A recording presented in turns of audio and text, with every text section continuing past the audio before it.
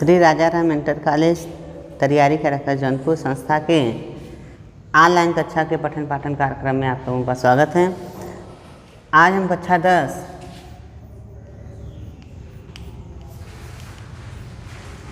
विषय सामाजिक विज्ञान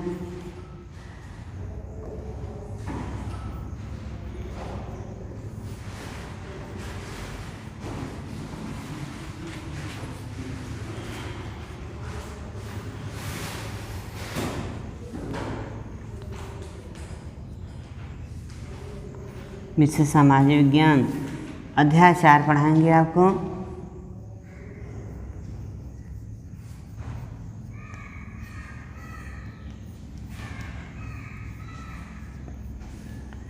कृषि।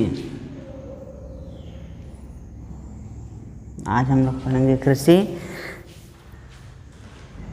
भारत में कृषि का एक महत्वपूर्ण स्थान है। जैसा कि कहा जाता है कि यहाँ के 2/3 से अधिक जनसंख्या कृषि में कार्यरत रहती है या कार्य करती रहती है। कृषि को प्राथमिक क्रिया में शामिल किया जाता है। प्राथमिक क्रिया में अर्थात कहने का मतलब इसमें है जितनी भी उत्पादन की चीज़ें होती हैं, चाहे वह कपास से संबंधित हो, जूट से संबंधित हो, गन्ना से संबंधित हो, चावल गेहूँ, कुछ भी उत्पादन से संबंधित चीज़ें होती हैं, सब इसी कृषि में शामिल किया जाता है। तो कृषि को प्राथमिक क्षेत्र के अंतर्गत शामिल किया जाता है। यह देश के लिए ज़्यादातर खाद्यान्न उत्पन्न करती है। यह कृषि जो है देश के लिए अधिक से अधिक खाद्यान्न उत्पन्न करती है। इसके अतिरिक्त विभिन्न उद्योगों के लिए कच्चा माल भी उत्पन्न करती है। अनेक उद्योग, जैसे आपने देखा कपड़ा के लिए जूट, या कहने का मतलब कपास उत्पादन करती है, उद्योगों के लिए कच्चा माल उत्पन्न करती है। इसके अलावा चाय, कॉफ़ी, मसाले भी यह उत्पन्न करती है, जिसका कि हमारे देशों से निर्यात किया जाता है। तो हमारा प्रश्न इसमें है कि इसमें प्रश्न देखेंगे आप,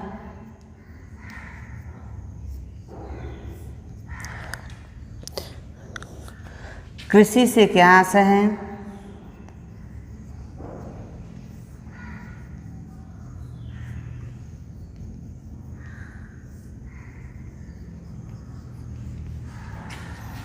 कृषि से क्या आशय है?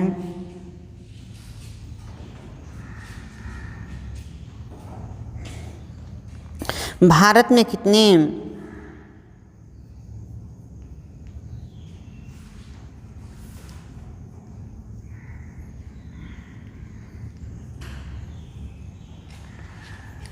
सस्य ऋतुएं पाई जाती हैं?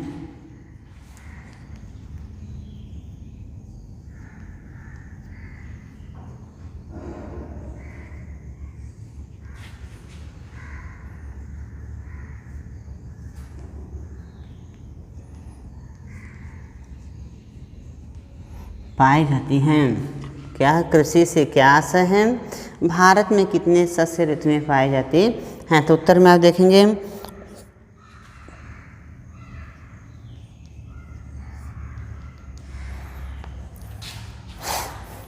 भारत में कृषि का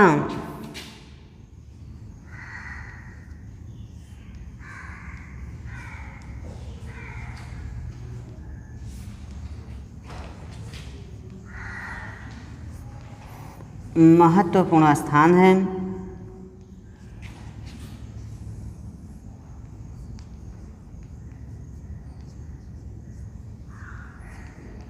महत्वपूर्ण स्थान है।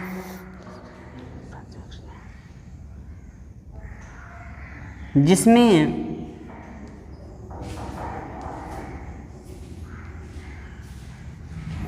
कृषि एक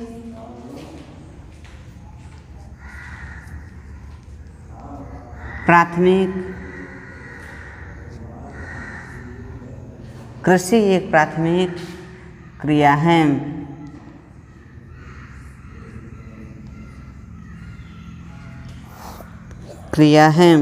जो हमारे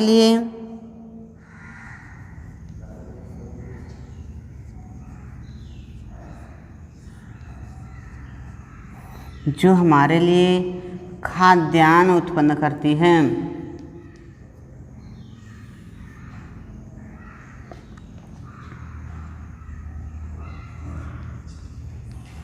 खाद्यान्न उत्पन्न करती हैं। इसके अंतर्गत भूमि कृषि के अंतर्गत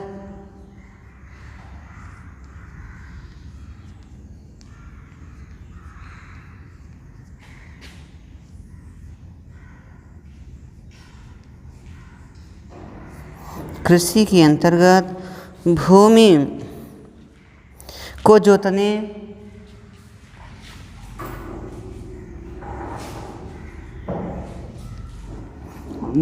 को जोतने कामा फसल को उगाने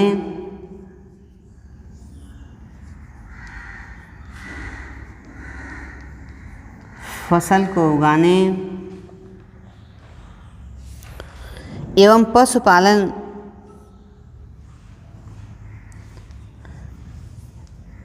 पशुपालन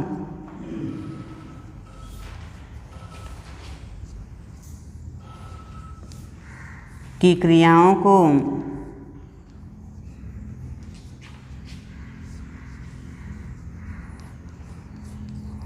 सम्मिलित किया जाता है।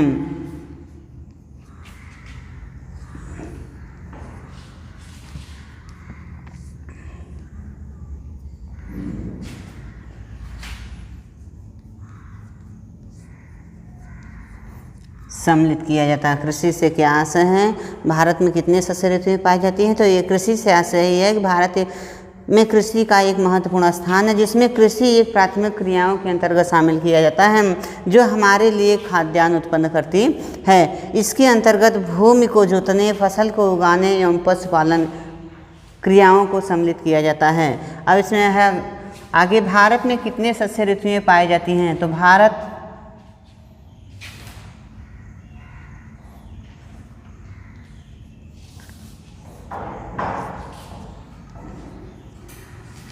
शस्य ऋतुएं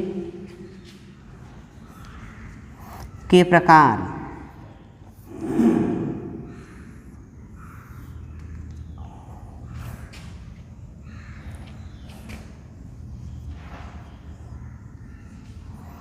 भारत में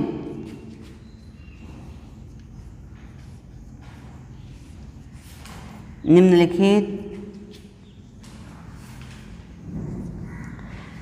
3 शस्य ऋतुएं पाई जाती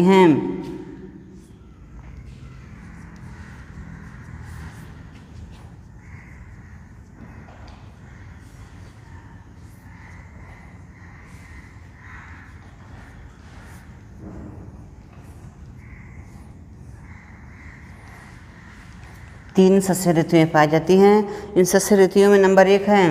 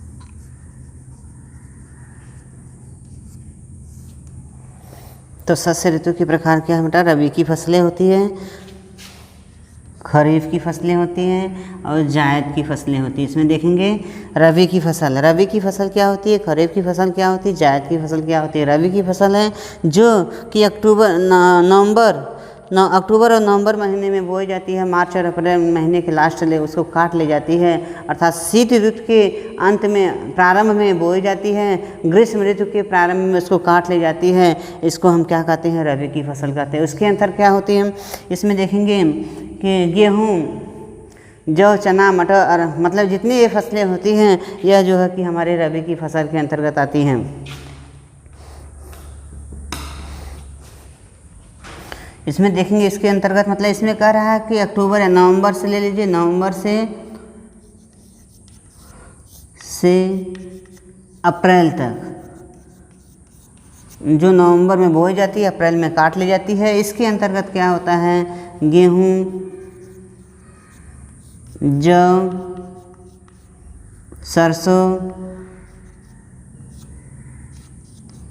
मटर, चना इत्यादि, जो ऐसी फसल जो नवंबर महीने में बोई जाती है और अप्रैल महीने, मार्च के लास्ट या अप्रैल महीने में काट ली जाती है, उसे हम रबी की फसलों के अंतर्गत रखते हैं। रबी की फसल के अंतर्गत क्या होता है, गेहूँ, जौ, सरसों, मटर, चना इत्यादि, आलू, इसको जो है कि रबी की फसलों के अंतर्गत रखते हैं। ठीक है।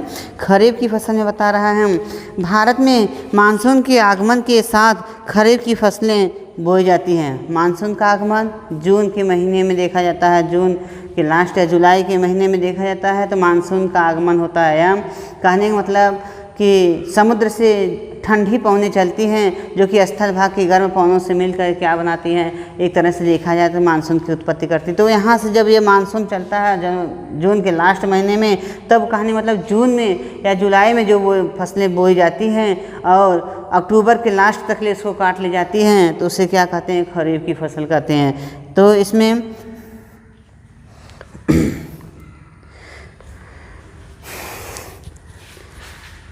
सितंबर अक्टूबर के मध्य में इनकी बुआई की जाती है। चावल, मक्का, ज्वार, बाजरा, मूंग, उड़द, कपास, जूट, मूंगफली और सोयाबीन खरीफ की ऋतु में बोई जाने वाली प्रमुख फसलें हैं। तो कहने का मतलब जुलाई या अगस्त महीने में, इसमें कह रहा है कि जुलाई और अगस्त महीने में जो फसलें बोई जाती है और अक्टूबर के लास्ट तक इसको क्या काट ली जाती है, तो ऐसी फसलों को हम क्या कहते हैं, खरीफ की फसलें कहते हैं। इसमें बता रहा है कि चावल, मक्का, बाजरा,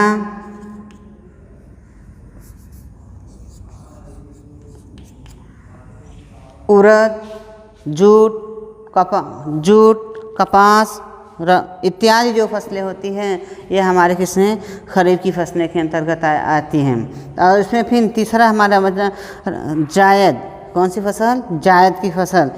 रबी और खरीफ फसल की ऋतुओं के बीच ग्रीष्म ऋतु में बोई जाने वाली, रबी ऋतु के अंत में जब काट ली जाती है रबी की फसल, गेहूँ काट लिया जाता है, खरीफ की फसल जब बोई जाती है, इन दोनों के बीच की जो समय बचता है उनके बीच में जो फसलें बोकर काट ली जाती है उसे हम क्या कहते हैं, अर्थात जो कहते हैं कि जो मई महीने या अप्रैल के लास्ट या मई महीने में बोई जाती है, जो जुलाई के फर्स्ट सप्ताह, जुलाई से पहले काट ली जाती है, उसे हम क्या कहते हैं, जायद की फसलें कहते हैं। इसमें मुख्य रूप से क्या होता है, खरबूजा,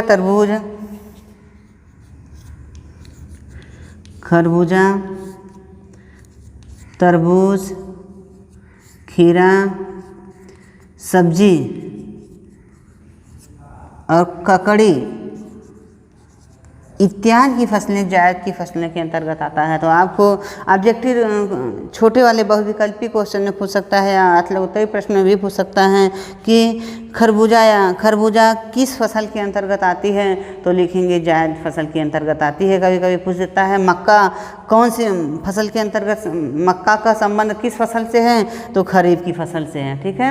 इसमें पूछता है कि चना का संबंध किस फसल से है, तो चना का संबंध रबी की फसल से है। इस तरह से देखा जाता है कि शस्य ऋतुएं जो होती हैं, शस्य ऋतु के आधार पर देखा जाता है तो फसलें 3 प्रकार की होती हैं, एक रबी की फसल होती है, दूसरा खरीफ की फसल होती है और तीसरा क्या होती है, जायद की फसल होती है। ठीक है। इसमें बता रहा है कि जो फसलें शीत ऋतु में अक्टूबर या दिसंबर के मध्य में बोई जाती है और ग्रीष्म ऋतु की अप्रैल में ही काट ली जाती है, उसे हम क्या कहते हैं, रबी की फसलें के अंतर्गत शामिल करते हैं, रबी की फसल कहते हैं। जैसे उदाहरण में गेहूँ, जौ, चना, मटर, सरसों इत्यादि। ठीक है। और जो फसलें जुलाई अगस्त में बोई जाती हैं और अक्टूबर नवंबर से में काट ली जाती हैं, ऐसे फसलों को हम क्या कहते हैं? खरीफ की फसलें कहते हैं। और खरीफ की फसलें के अंतर्गत क्या आता है? खरीफ की फसलों के अंतर्गत जिससे ज्वार, बाजरा, तूर, मक्का, अरहर, मूंग, उड़द, कपास, जूट, मूंगफली, सोयाबीन खरीफ ऋतु में बोए जाने वाली मुख्य रूप से फसलें हैं। और जायद की फसलें बता रहा है रबी की फसल के लास्ट में और खरीफ की फसल के पहले जो फसल बोई जाती है और काट ली जाती है, ऐसे फसल को हम क्या कहते हैं? जायद की फसलें कहते हैं। जायद की फसलें का उदाहरण है जैसे खरबूजा, तरबूज, ककड़ी, सब्जी और खीरा इत्यादि। इस तरह से देखा जाता है। यह प्रश्न आपका पूरा हो गया कि कृषि से क्या है, भारत में शस्य ऋतु में कितने प्रकार की पाई जाती हैं। ठीक है, ये 3 प्रकार की पाई जाती हैं।